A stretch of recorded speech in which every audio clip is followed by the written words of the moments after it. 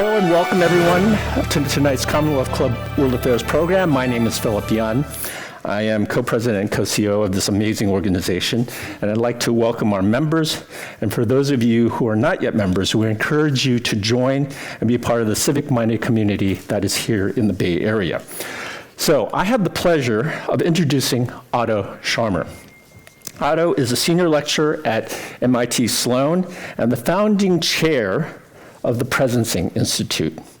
His work has reached hundreds of thousands of people worldwide through the MIT X Lab and other initiatives focused on leadership and systems transformation, something that we need right now. His latest book, which he is going to be talking to us about, is Presencing, and it explores how individuals and institutions can respond to a time of profound disruption by shifting not just what they do, but the place from which they operate. So what we're going to do today is slightly different. Otto is going to give us a few opening remarks. I think you have a presentation for us. And then I will come back on stage, and then we'll have a set of Q&A questions for him. And then please, if you have questions, write them on your card, and I'll get to them as soon as I can. So with that, Otto, please welcome Otto Scharmer, everyone. It's wonderful to meet good old friends and colleagues here and other people that I have met. We thought it would be useful to perhaps set the stage with three main ideas, or really images, kind of, that with three strokes that highlight a little bit what this new book that Katrin Kaufer and I published last year is all about. And the first image is what you see here. You have seen many times, kind of the iceberg model, and it really relates to the evolution of systems thinking. And when we look at current reality from a systems view, we all know what the basic issue is, right? We collectively create results that pretty much no one wants. And these results, show up in many symptoms, but one way of structuring them is around these three clusters: ecological divide, social divide, and the inner divide, right? The disconnect to our true sources of creativity. And that's perhaps the one that has gotten a little less attention until as of late. One way, and it has to do with what we see today happening as a collective sense of depression, you could say, or like the illusion of insignificance. And so these three conditions together really result into what many people today experience as a time of rupture, not transition, and a time of fracture, not fragmentation. And so something is ending, something else is wanting to be born, and we are the ones that are kind of in between those two moments where the old is still there and the new hasn't fully emerged. And so how does that show up in numbers? So the rupture part is here. 68% of people worldwide today say that they experience a loss of collective agency. So 2 out of 3 people worldwide say what happens in my country, in my community, in my institution has nothing to do with my own voice. And yet, almost the same number, again, 2 out of 3 people, also say that they would be willing to sacrifice part of their personal income to combat climate change. So that's the, that's, I would say, the rupture part. This is the regeneration part, the potential for that, right? There's an abundance of positive intentionality, right, existing in individuals today, but 68% says it's not manifesting in collective agency.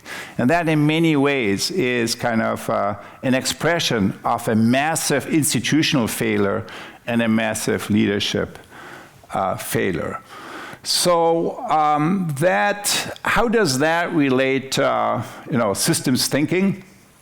Well, many of you are familiar with this principle. So the bifurcation in nonlinear systems. When a system is far from equilibrium, small islands of coherence in a sea of chaos have the capacity to lift the entire system to a higher order. The Nobel laureate Ilya Prigozhin, that quote is attributed to him, and it talks about this condition in nonlinear system when that system is moving from one equilibrium to another one. In between, at these bifurcation points, small differences can have a huge impact whether they tip the system into one direction or the other. So that's a little bit the backdrop, and it's kind of the first image and the first idea, which is really about systems thinking and systems change. So systems change, kind of from that perspective, always is focusing on doing more than addressing the symptoms. Right? We need to, as leaders and as change makers, we need to address the deeper root issues that, in other words, we need to address not just kind of the 11% of the iceberg that is visible above the waterline, but the other 89% that drive that behavior that is visible. Here's the second image. And it has to do with the essence of Theory U. And when I arrived at MIT some 30 years ago, early on, I was engaged in a research project interviewing 150 innovators and change makers in business, technology, and other societal sectors. And what I learned from that, and I'm almost somewhat embarrassed to even name that a learning, right? Because it's so obvious, really. But what I learned is this. There are two sources of learning and leadership. One is the past, and the other one is the future. And pretty much all our existing processes of learning are based on reflecting on the experiences of the past, right? Are based on the first one. That's how we organize schools. That's how we organize universities. That's also how we organize learning structures in organizations. Yet, what I learned from working with innovators is that's not what they do. When you really track how the new is profound innovation is coming into being, it's a different process. And so I should say, what is it really what I mean with emerging future? Because often when people talk about the future, they talk about something not now, later, 2050, 2070, whatever it is. It's not here, it's often also a different place, and it's also not me, but often other people. What I learned from innovators is that none of these three things, the opposite of these three things is true, right? The future is something that happens right here, right now, and I happen to be in the very center of that because the future is a possibility that looks at me because it depends on me to manifest. The future is a space of possibility or a field of possibility that looks at us because it depends on us, on our agency to manifest. It's not going to happen without us doing something. So that is kind of what I mean with emerging future. And so when I realized that, my question and quest became, what does it take to learn and lead from this other source? And what I learned essentially is it takes a journey. It takes a journey that essentially moves us beyond existing patterns, same old,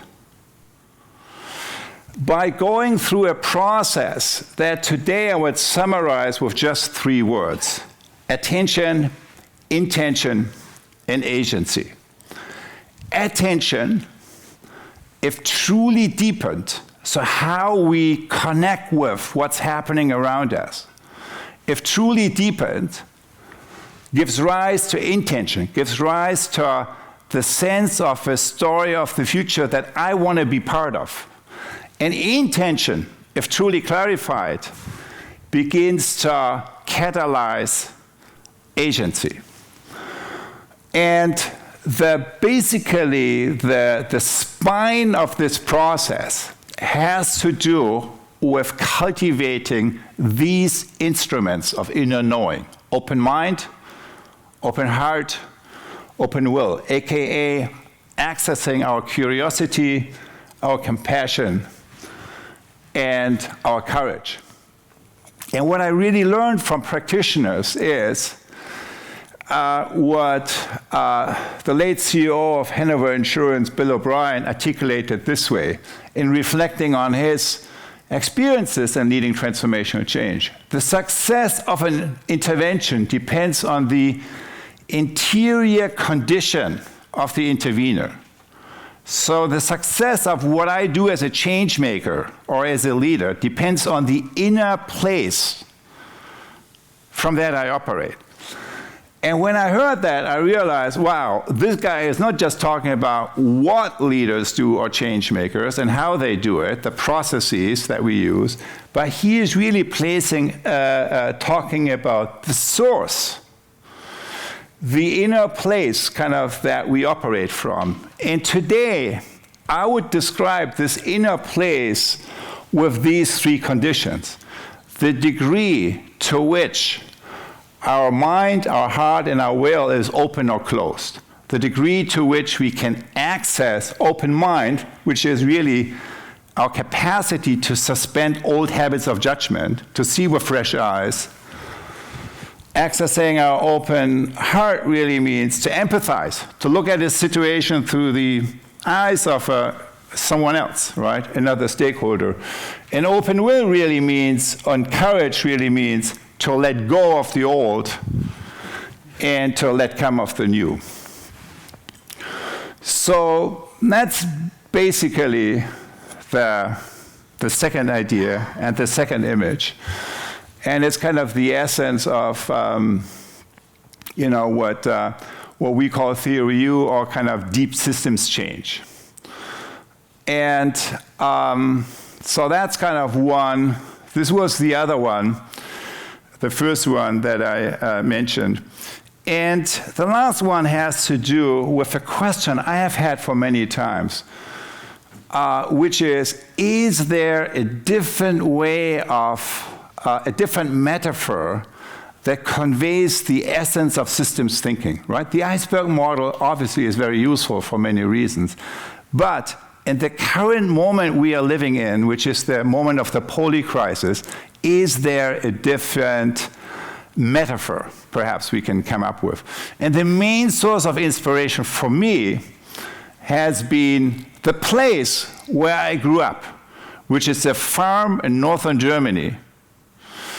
And 68 years ago, my parents, when they were young, converted that farm, that family farm, from conventional agriculture to regenerative, kind of to biodynamic agriculture. And when you grow up in such a place, the first thing, right, the main thing really I learned from my father is this, that the quality of everything that is growing above the ground, including the quality of your harvest, is a function of the quality of the soil. Today, many decades later, and many thousand miles away from that farm, when I think about my work, I realize I'm still doing exactly the same thing.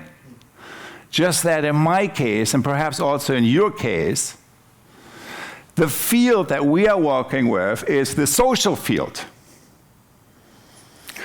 And the social field, just like the field of the farmer, has two main pieces, right? There is kind of the tangible, visible stuff, right? That's kind of visible to the eye, is what we usually call social systems. That's kind of what we can observe, the tangible stuff. And then the less visible part of the social field is what? That is what you could call the social soil, by which we mean the quality of our awareness and the quality of our relationships, right? How we listen, how we converse, how we collaborate, the quality of our connections.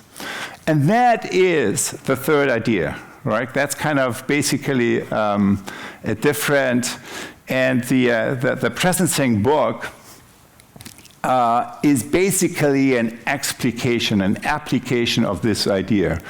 And when you apply that to the current moment, and I'm not going into detail, but essentially, instead of qualities of relationships, you could also say this is really our operating system, right?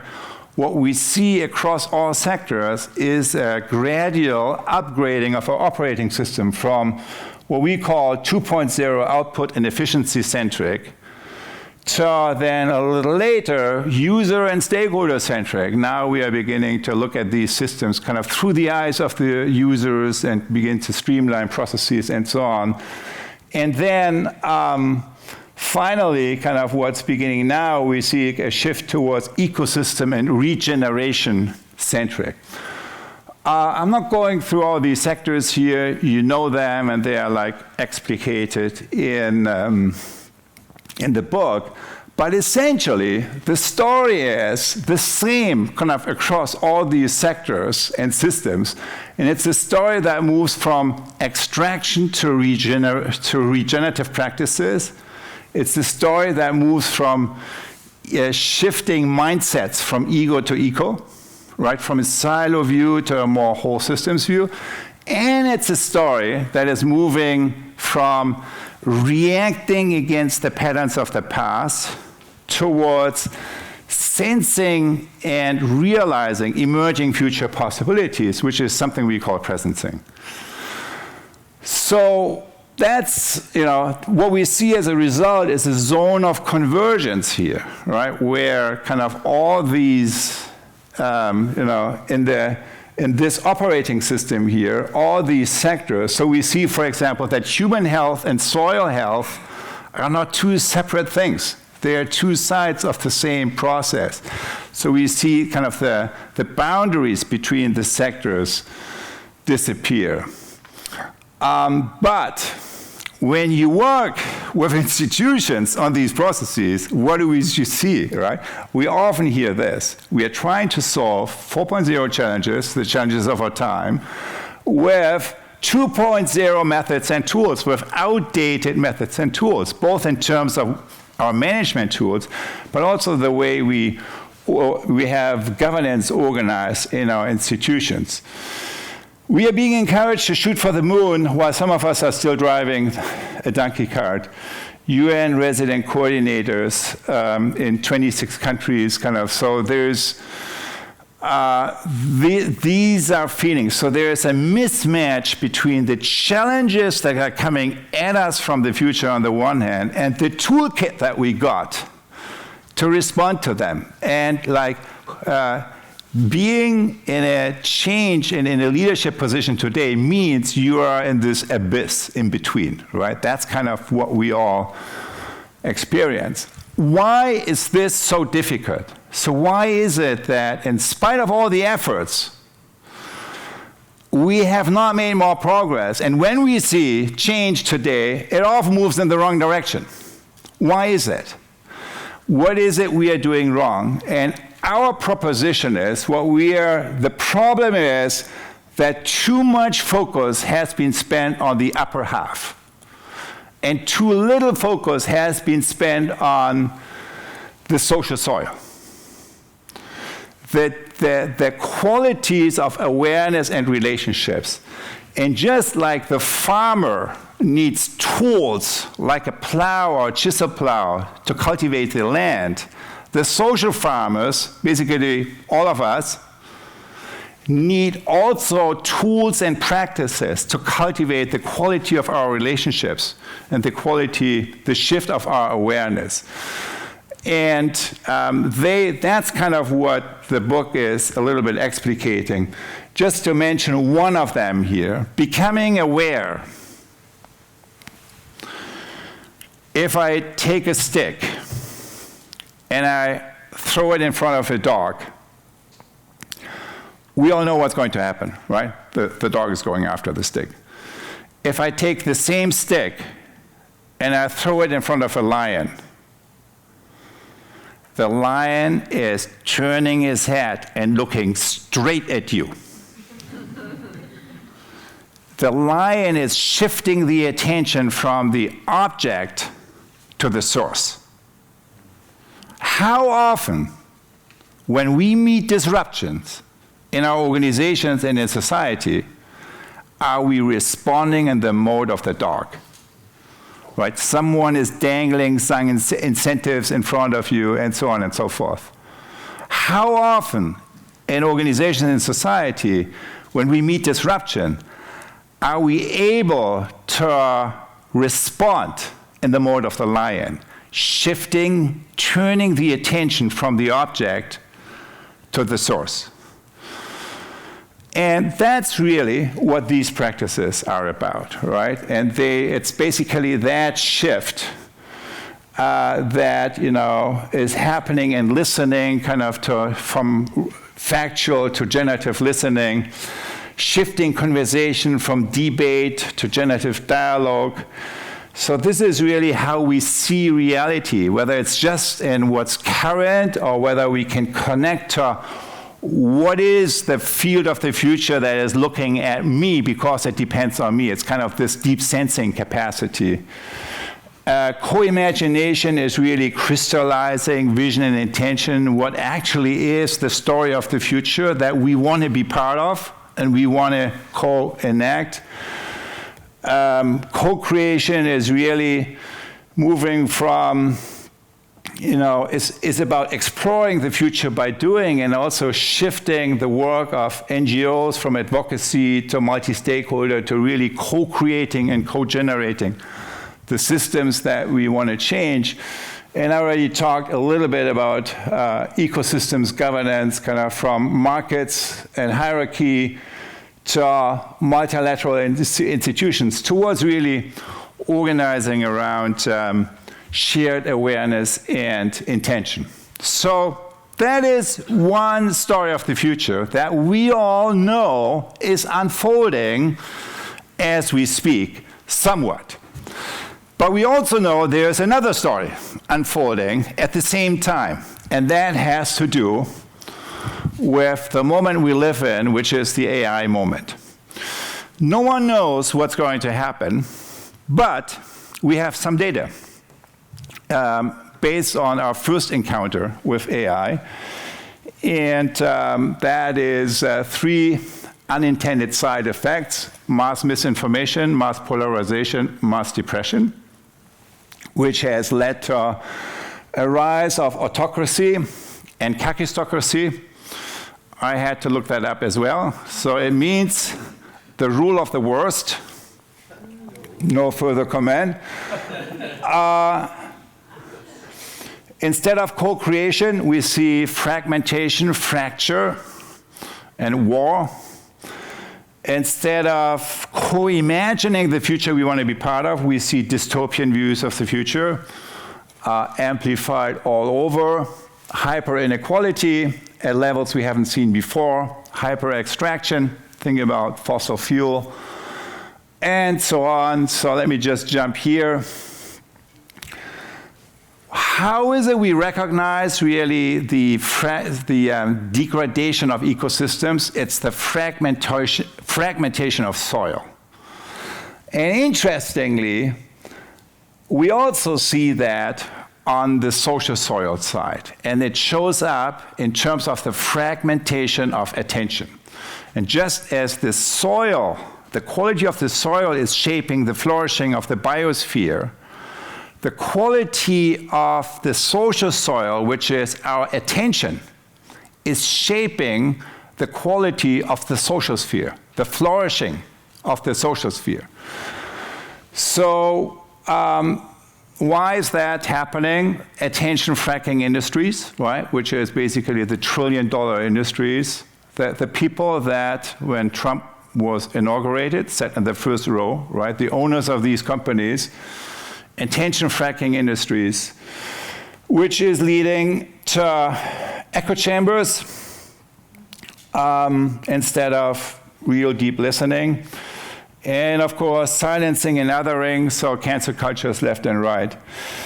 And you can say, okay, all of these things, is this really about 12 different problems?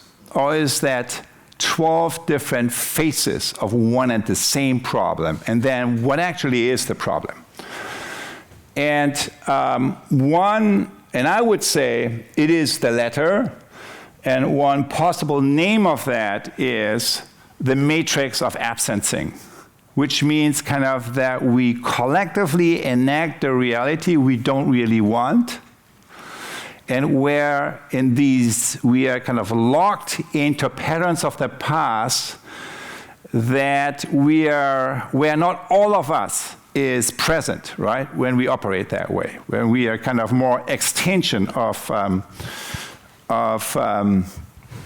another logic of action or another algorithm. So that is essentially, I think, the two directions today.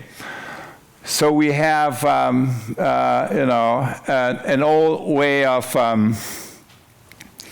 in terms of governance, kind of like a 1.0 and 2.0 here, that is really about moving backwards to unilateralism and bilateralism, right? Which is kind of one trend, a mega trend that we see. And then we see another trend that is moving into the post-multilateral world by moving more into polycentric and pluricentric way of plurilateral way of organizing, which is kind of more like fluid coalitions of the willing, where people who want to do something together come together, often place-based or region-based, and a more kind of fluid and dynamic and polycentric way of organizing, which is beginning to take shape right now. So how does all of that, in closing, kind of relate to our AI moment organizationally? And I want to end with this. So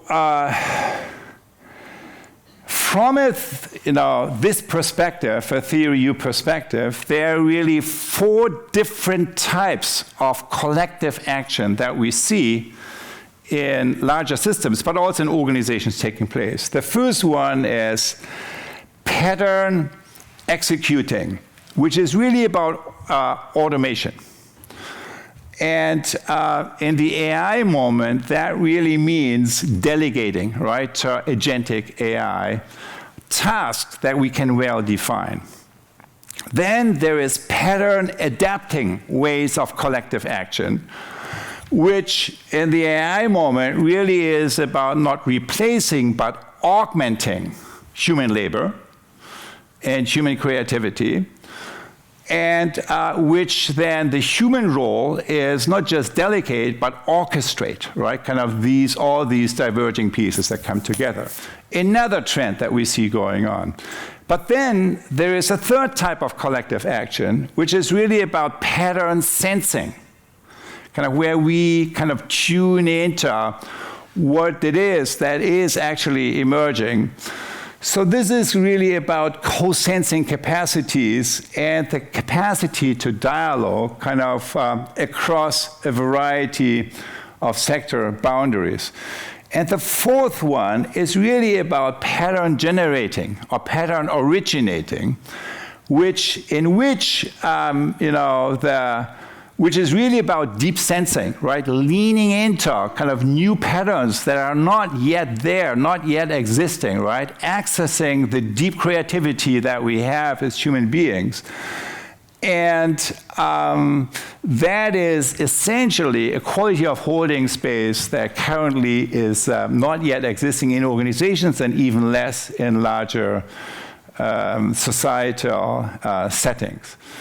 So in closing, kind of the third idea is basically saying that the future of learning and systems leadership is about deepening our attention from social systems above the ground to social soils.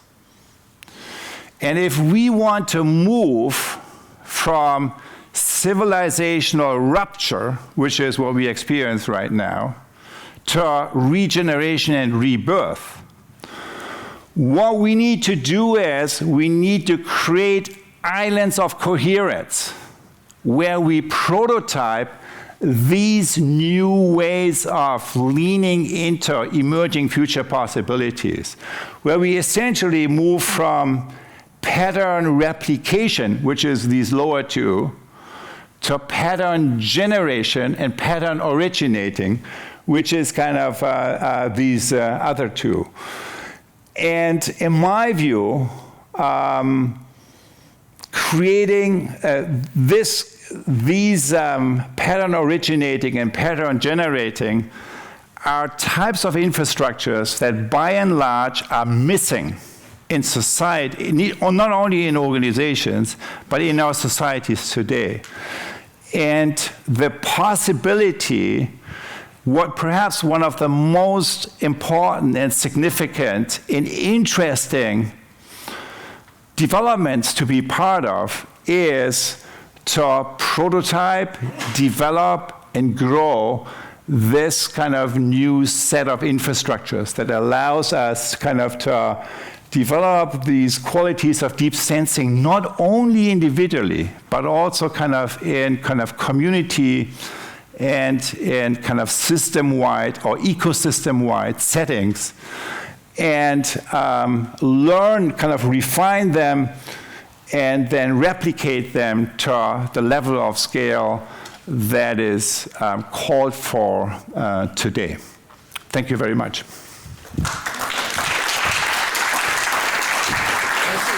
Thank you. So that's a lot we have, right? So thank you for being here. Congratulations on the book. As someone who has experienced the theory it's great to have you explain it for us. I thought what I would do is for our audience here and for the people who are listening, maybe give a little bit more context here and then we can talk about it. I mean, basically what you're saying is that we have so many challenges right now across business, government, and society. And what you're essentially saying is you can't apply past solutions. Past solutions are not going to work, and people have a tendency to do so. And you suggest a new kind of awareness, a new methodology, a new way of approaching this problem to get to what you were talking about in the future. And in your book, you lay out 7 practices. Can we maybe put up the 7 practices here? Is that possible? Can we do that? Just the last slide. Reference. Yeah, this one. This is great. We can talk about this a little bit because I think our audience probably would enjoy maybe some concrete examples as we move forward. So I'm putting you kind of on notice of that. And so you lay out these 7 practices that go from awareness to action, aimed at helping all of us in certain ways figure out what it is that we can do. Okay, so let's start with framing the moment. And one of the reactions and things that I was thinking about is, I mean, you do talk about AI, you talk about massive technology change, but we've had technology change in many different contexts. We've had differences between rich and poor. In your mind, what makes this time different? And particularly the presencing model, the theory U model, so important for us to be thinking about as we approach this new world and what kinds of solutions we can create to the problems that we're facing right now. Well, I think many people have been talking about that, particularly here, I assume. So I'm certainly not the first one to say that what's different about the AI moment is what is being mechanized in a way is actually thinking. It's human intelligence. And that it's not like one technology or the other, but it's basically the capacity to really to really innovate and automate at a level of scale we haven't seen before. So that makes it different. And it also comes with a second question, which is, what really is human intelligence, right? And what is thinking? Right. And what I'm basically saying is, with the 4 levels that I ended with, is that that perhaps the main problem is not that the machines become like humans, right? Or superhumans, right? That they can do everything we can do just better, right? Including the thinking and the intelligence part. The problem is actually the other way around. We become more like machines. And we in all the behaviors, right? The matrix of absencing that I showed is basically a mechanization of who we are. And it starts really with thinking, right? And I think, I believe that the gift of AI is to confront us with 2 questions, which the first one is, what is intelligence and what is thinking? And the second one is, who are we as human beings? And that's, of course, very much related. And what intelligence and what thinking is, I believe, more than pattern matching, right? Which is what we now can do with machines so much better, right? Yeah. And it's basically using the results of thinking, right? It is the usage of human thought in discovery, but not the process of thinking itself, right? It's not deep creativity. So it's kind of, in a way, a backward-leaning technology that is much better than we are in recombining, pattern matching and pattern meshing, essentially.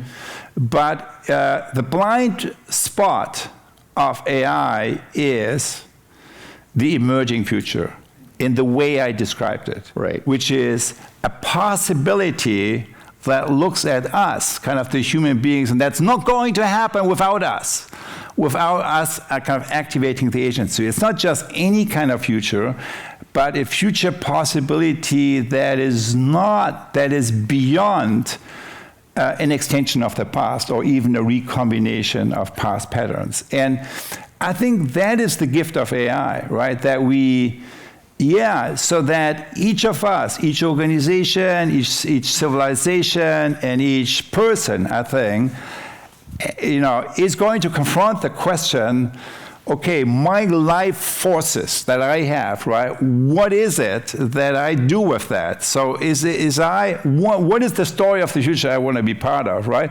This mechanization that we turn more and more into machines, and that's already well underway, right?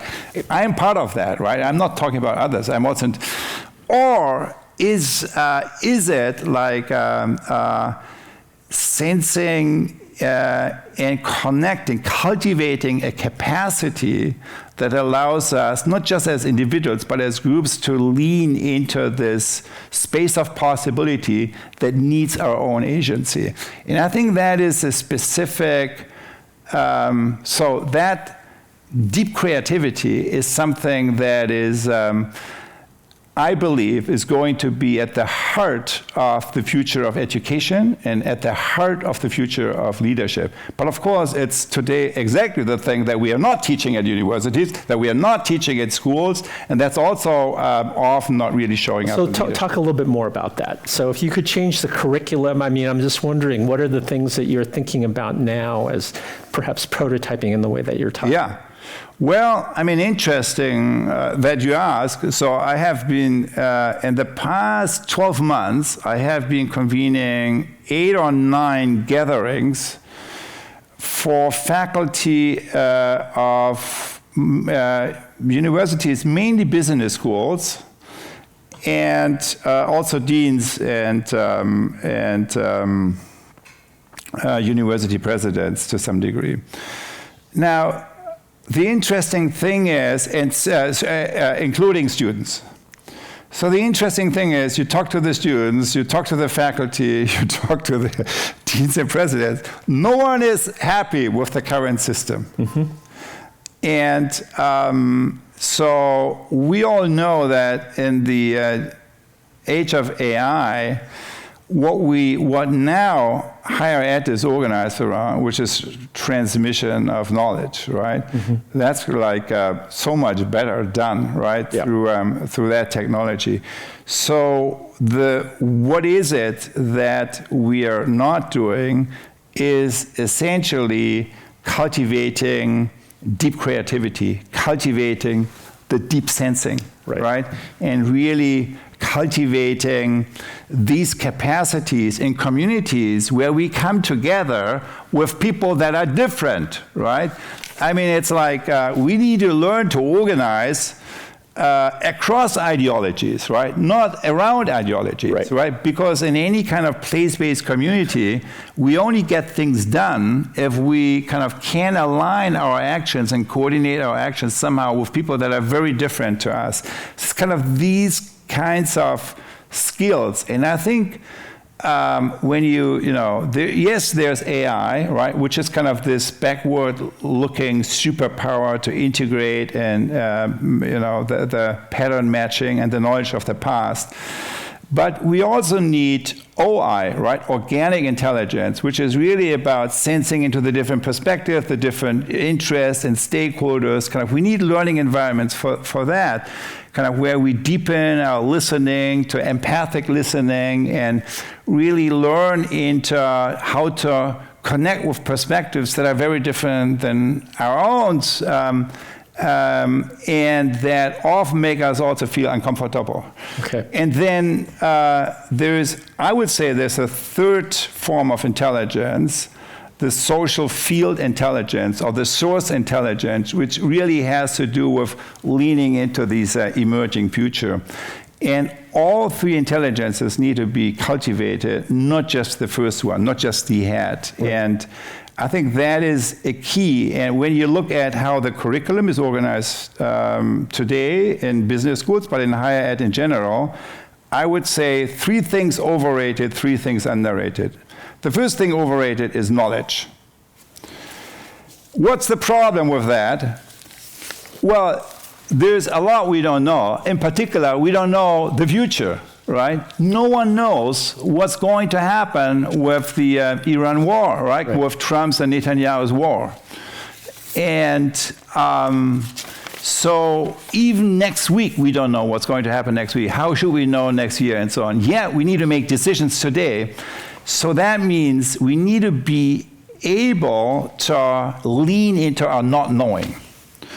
And so overrated knowledge, underrated leaning into not knowing. The second thing overrated is, I would say, convenience or comfort. And what's underrated is inconvenience or discomfort. And particularly in multi-stakeholder work, that's kind of a lot. If our sensing is limited to where we feel comfortable, we are going to miss kind of many of the most important sources of information. And the last thing I would say that is overrated is action.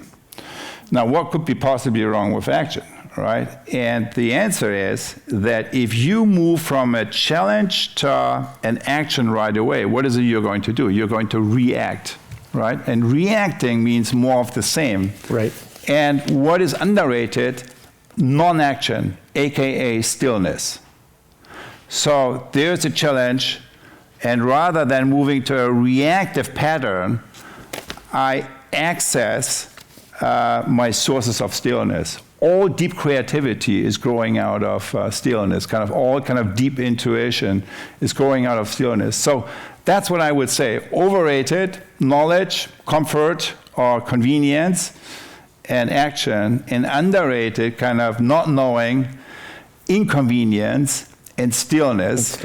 And it's not one or the other, but it's rebalancing these. And that's what I think these practices and capacities will be a key part of the curriculum of the future. Okay. So what I think most people and some of the reactions are, conceptually this is fascinating and it resonates in terms of what we're trying to, of what what you're advocating here. I guess when I look at these 7 practices here, perhaps it would be helpful for our audience for you to maybe give some concrete examples as to how this has been applied in your many practices as a way.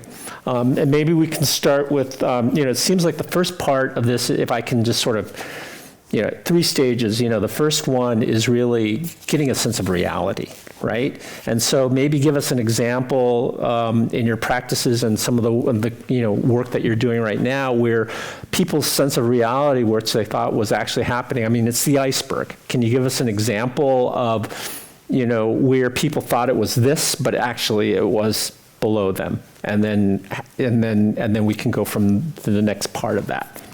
Well, I mean, so one of the tools, a lot of these,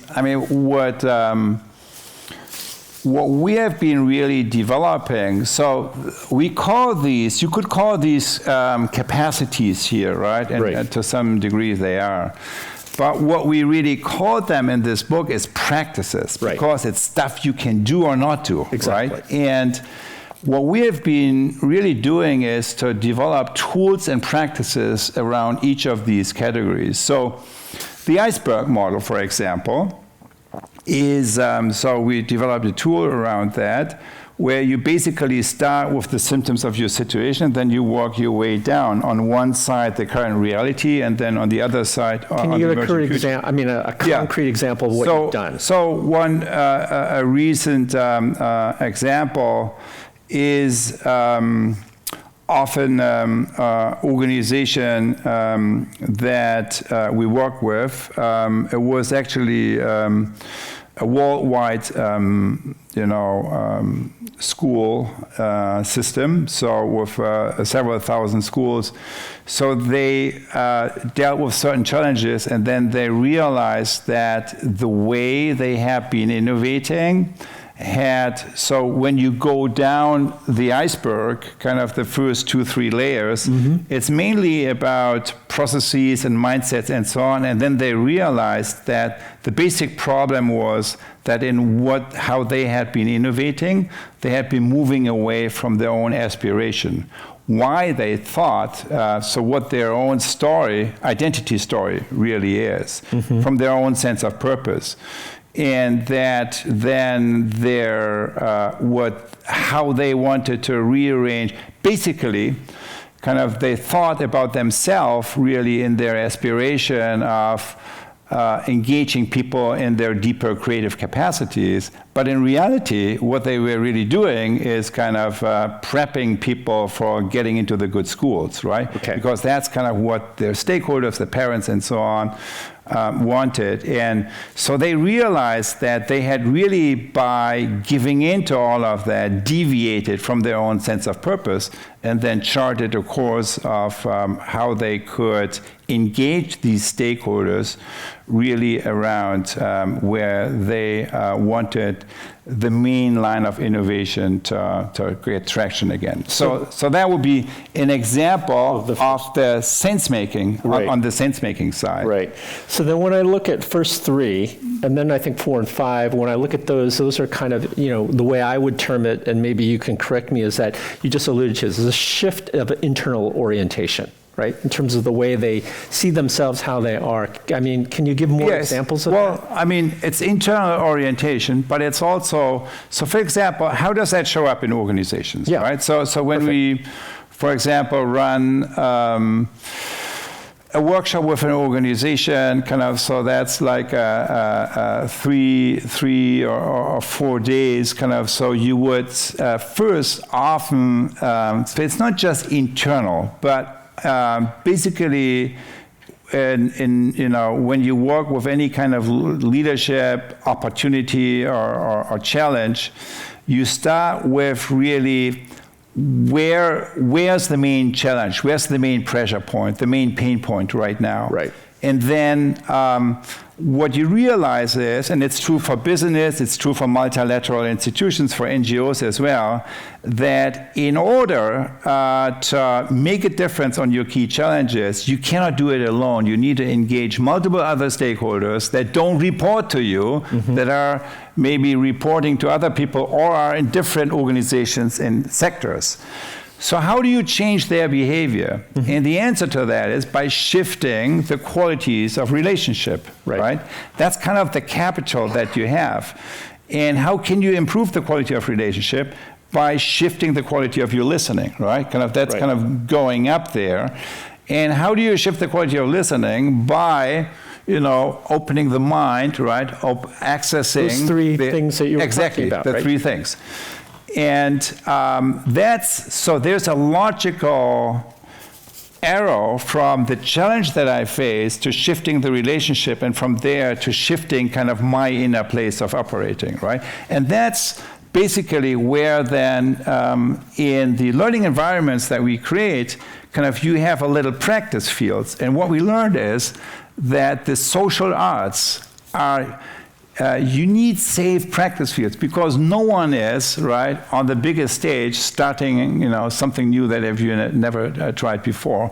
That is somewhat risky. You need safe learning environments for that. And in our experience, the best way of creating these safe learning environments is including elements of social art forms, embodied form of learnings. We have multiple people here in the room who have actually done that. We also have with Catherine and Josh and other people, kind of multiple other organizations here in the room that could talk to that. But generally, kind of in these spaces, what we learned is the first thing you need is tools. The second thing you need is, because tools is not enough, you need practice fields where you can try these tools in safe environment and learn from feedback, from where you're not punished for mistakes, essentially. Right. And then you need labs, kind of where you apply that in real world situations.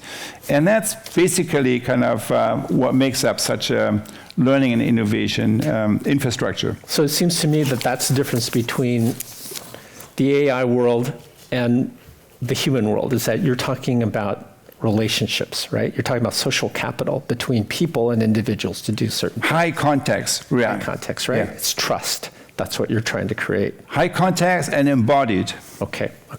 So, and then what was the other thing that I wanted to ask you about? Islands of coherence. I love that phrase, okay? It seems to me that the university, the example that you gave of the universities, people coming together and talking about, and sensing what's going on in their environment, and people realizing, well, we're teaching the wrong things. Is that an island of coherence in your mind, or is this something else? What is an example in your mind of it that you've come across that you can say, yes, this was an island of coherence? Yes. Well, I mean, in these kinds of, I wouldn't say kind of the university example is an island of coherence. It was more like, I remember specifically one person at one of the first meetings, and it's a topic that we heard time and again. She said, in reflecting on the first session, which was just a online session in that case, I feel my dissonance acknowledged, right? I feel my dissonance acknowledged. I love that phrase because I think it's a widely shared sense in the world, right? I feel a dissonance between, on the one hand, what we collectively do in our organizations, and on the other hand, what personally I feel should happen, which is something different, but it's not happening. That's the dissonance. I feel my dissonance acknowledged. I feel that all the time, by the way. So, yeah. So, island of coherence, where does that start? It starts with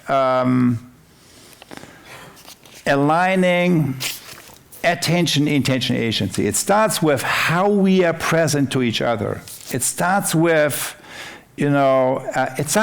actually how I connect to the present moment, right? So you could say the whole movement we have seen around mindfulness, right, is the first step into that direction.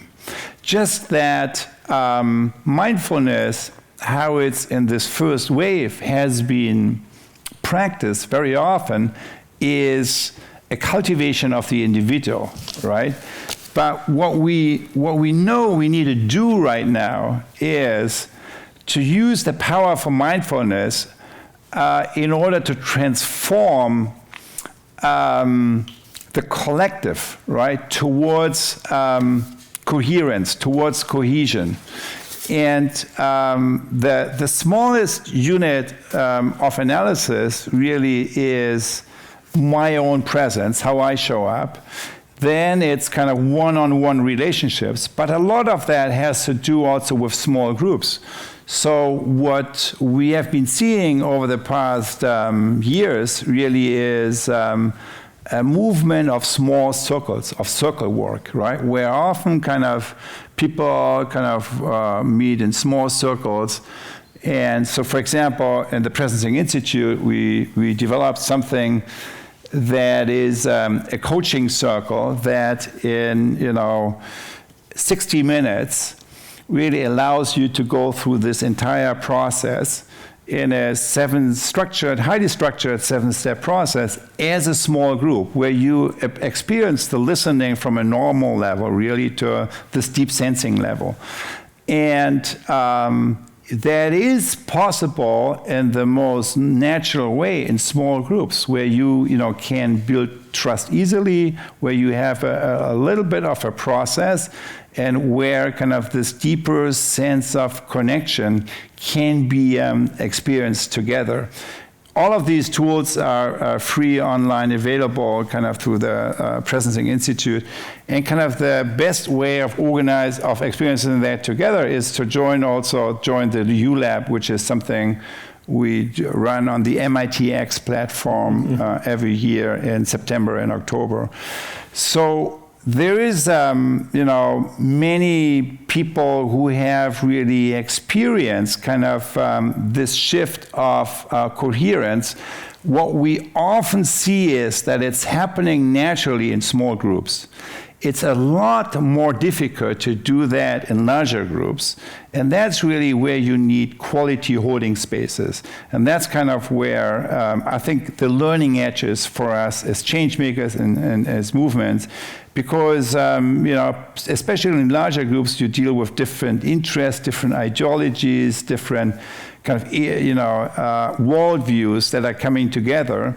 But our experience is, if you kind of apply these practices, you can actually create the same level of coherence also on a larger scale.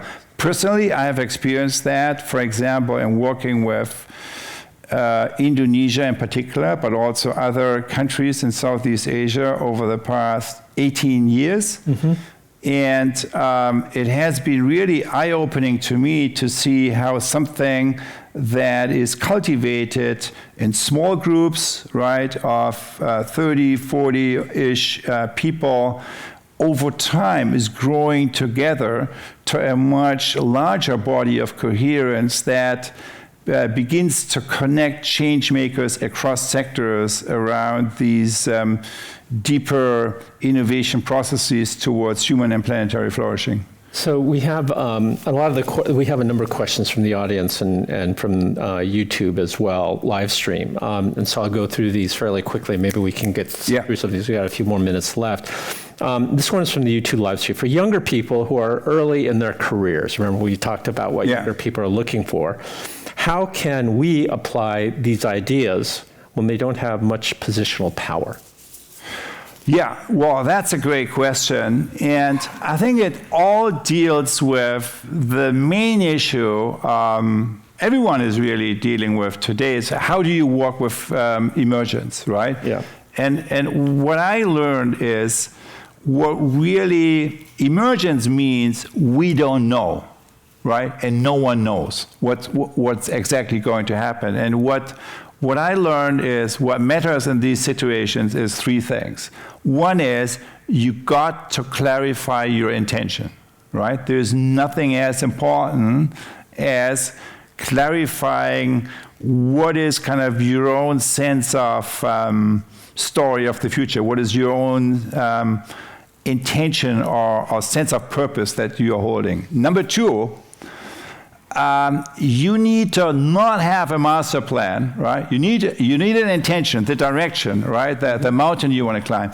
But then you need to figure out what is your very next step, right? The next foothold. And then when you take that step, you need to monitor your own feeling knowing, right? Because your heart already knows. And sometimes you move in a direction, you meet with people where that quality of energy, kind of that it's a deeper sense of knowing that you're on the right path that is moving you into the direction that is more connected with your story of the future that you want to be part of. That is a specific feeling knowing where that tells you this is the direction where you need to take the next step, or where that energy is going down, right? And you realize, well, maybe that's a dead end here. Mm-hmm. Maybe I need to, course correct a little bit in one direction or the other, or even take it a step backwards. It is that. So I would say the power of intention, the very next practical step, and then it's kind of this feeling knowing because your heart already knows, and using that source of knowing here, taking it as important as this source, which is also very important. Mm-hmm. But you really want to have a dialogue where both of these voices come in. Your heart and head. Here's another one. If someone wanted to experiment with just one of the 7 practices this week, which would you recommend they start with and why? Great question. I would say start with listening. And I have been really surprised how deep, because at first I thought, well, listening, that is something, if you change that, you change it sounds like a small thing, but you really change the quality of your relationship, right, to other people, but to the world. It's changing the quality of your experience. And when the quality of your experience is changing, it really changes everything. So it is a big thing, and I thought that will take a long time to change that. And the answer is, it's not true. You can actually, within 5 to 6 weeks, you can see profound shifts if you have a practice field, right? A group you can do this work with. If you have a little kind of daily routine, right? What does a practice mean? It's stuff you do every day. Mm-hmm. So it could be like a moment of stillness, kind of where you review kind of the levels of listening, kind of that you have been using, or whether you had a moment of listening on these deeper levels throughout the day, and where you also, are part of a larger community, which is why we do ULAB every year, kind of as a community where you can find like-minded others. So that would be one. Okay. But I want to point out, because to some degree it depends on connecting to others. And not everyone has the benefit of doing that right away. So I think just to mention one thing everyone can do right away tomorrow morning, it's this: develop a practice, right? When I talk to the leaders and innovators that impressed me most, one of the questions was, so what's the practice you use, right? That allows you to stay connected with the deeper source of your creativity. Mm-hmm. And I was very surprised to hear that many of them do something very similar, which is, you have some version of a practice. So, for example, you get up a little earlier than others, right? And use the stillness of the first hour in the morning to have some personal routine, some moment of intentional stillness that allows you to connect with whatever it is that's most essential for you, and basically tune out all the noise. So what I'm saying here is the opposite of waking up and looking at your device, right? It's the opposite. None of us do that, right? The best investment of your year will be to buy a little alarm for $10, right? Mm-hmm. To keep their cell phone outside of the bedroom, and then use the first minutes of the day in an intentional way where you create a moment and have a little bit, some people meditate, some people pray, some people just use kind of intentional stillness, where you have a little routine that works for you and that allows you to connect with what it is that is most essential for you and what it is that you want to be in service of. Okay. And when you do that every morning, it creates kind of an anchoring, right, in your own. So I'm talking about the power of intention, okay, right? And if you strengthen the power of intention, there is nothing as helpful as that, right? And the other, I would say, the other practice that I would highly recommend is around the deep listening and generative dialogue to create a little circle of friends. Could be one other person, could be multiple, where you have some regular way of connecting with each other, because no one can do this work alone. Okay, so we've run out of time, so I want to ask you this final question very quick, 30 seconds, okay? And it goes along with the question that was asked, sort of a misunderstanding that people may have about 30U or presencing that you've talked about. If people leave with maybe two thoughts about what it is that you're trying to communicate, what would they be? Two ideas, quickly. So the first idea is that the AI moment we all live in is essentially a moment where we need to realize that there are two types of intelligence. One is the intelligence of the head, and the other one is the intelligence of the heart. And being so what does it mean to be a human being? That we link these intelligences, and that's not frozen just into the first one, and that we put these two intelligences into the service of our own intentionality, the story of the future that we want to be part of. I would say that is the first idea. And the second idea is that in our moment, we live in a time of civilizational rupture and fracture and absencing. And that's kind of the story that's replicated every day.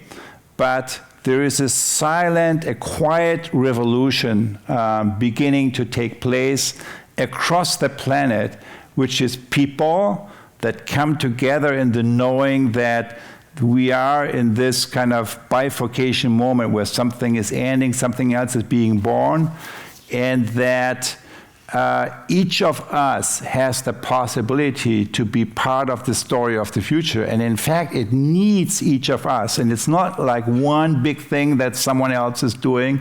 It's many of us coming together and making these choices kind of around our own intentionality and creating these deep sensing spaces that are the beginning of kind of a new pattern of organizing and a new pattern of creating communities and a new pattern of connecting with each other. Okay.